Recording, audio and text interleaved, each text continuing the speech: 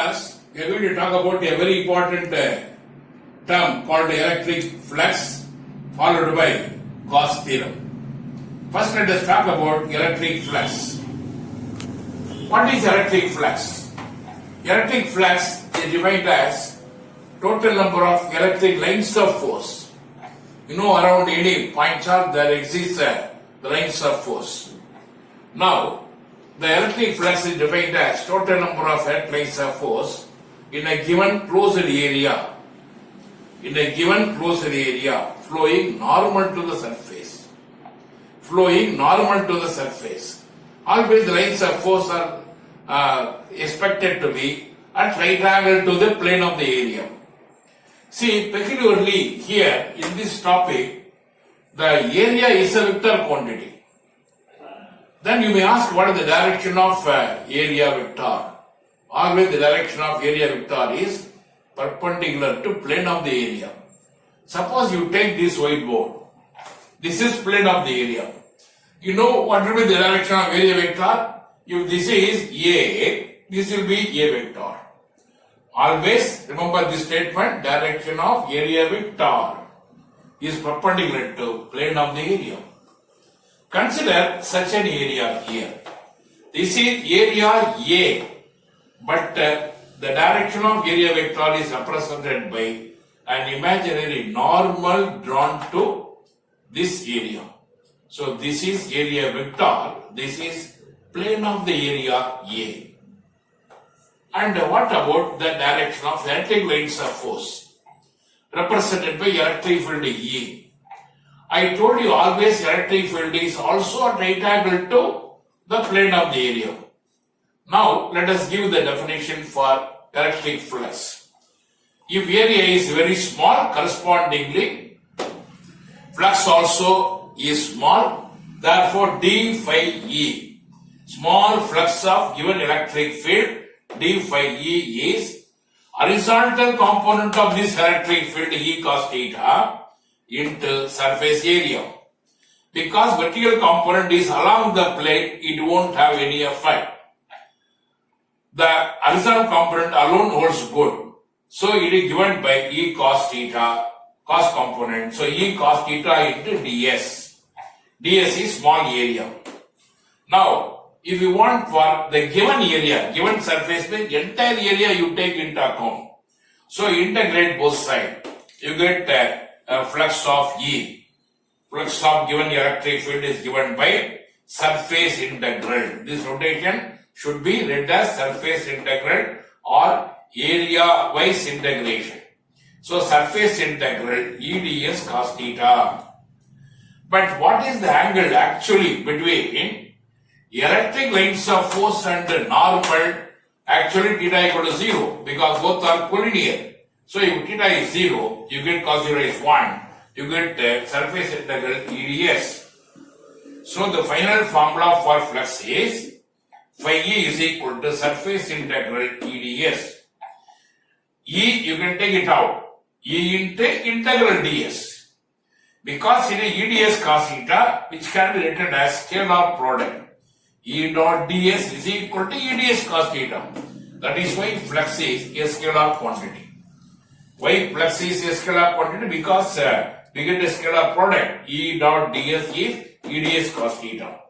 I told you ds is a vector quantity which has got direction normal to the surface area, and E is a vector. What is the unit? There are two possible units. One is you can obtain from the formula itself. E Newton per Coulomb. Newton per Coulomb. So area unit meter square. So as a whole you get Newton meter square per Coulomb. Again for electric field, is it not volt per meter? If you substitute meter square here, simplify, you get volt into meter. So this is all about electric flux. Now let us have special cases. What will happen if theta equal to 0? Theta 0 means here, suppose this is uniform electric field represented by parallel lines.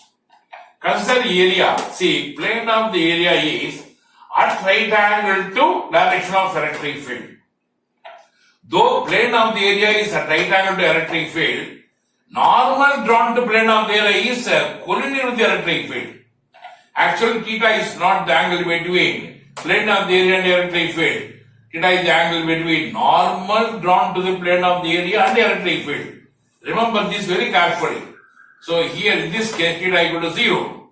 So in exam, in one mark question, they may ask, the plane of the area is at right angle to electric field. Immediately you should not jump in haste as theta is equal to 90. No. Though plane of the area is at right angle, normal drawn to the plane of the area is aligning with the electric field where theta is equal to 0. If you substitute 0, you get here surface integral EDS. Suppose integral ds is entire area, you get EA. What will happen if the plane of the area is parallel to given electric field? Parallel, but it doesn't mean theta equal to 0. See, theta become 90. How? Because normal drawn to the plane of the area is at right angle to electric field. Therefore, theta 90. It is cos 90 is 0. Therefore, there is no flux. And logically, also you can understand here how many lines of force are piercing into the area. All the lines. That is why you get maximum flux. Here, the plane of the area is along the electric field. You find no electric line of force pierces into the area. That is why no flux. Simply you can understand. Now we go to Gauss law. Very important law which should be got by what? Total flux through a closed surface is equal to 1 by epsilon naught times the net charge enclosed by the closed surface. The total flux phi is 1 by epsilon naught times of net charge. Net charge is given by Q, you know. Epsilon naught is related to the absolute permittivity, where epsilon naught is given by the value 8.854 10 to minus 12. And in the beginning, I told you the value of 1 by epsilon naught also in the previous class. 1 by epsilon naught, you can tell the value is 1.123 10 power plus 11.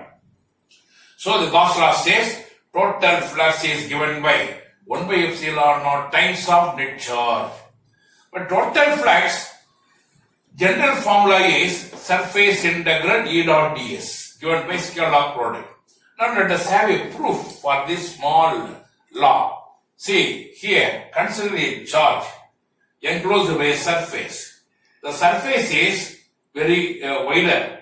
Total surface area may be total surface area of this spherical surface. But here consider a small area ds. I told you ds has got direction perpendicular to plane of ds.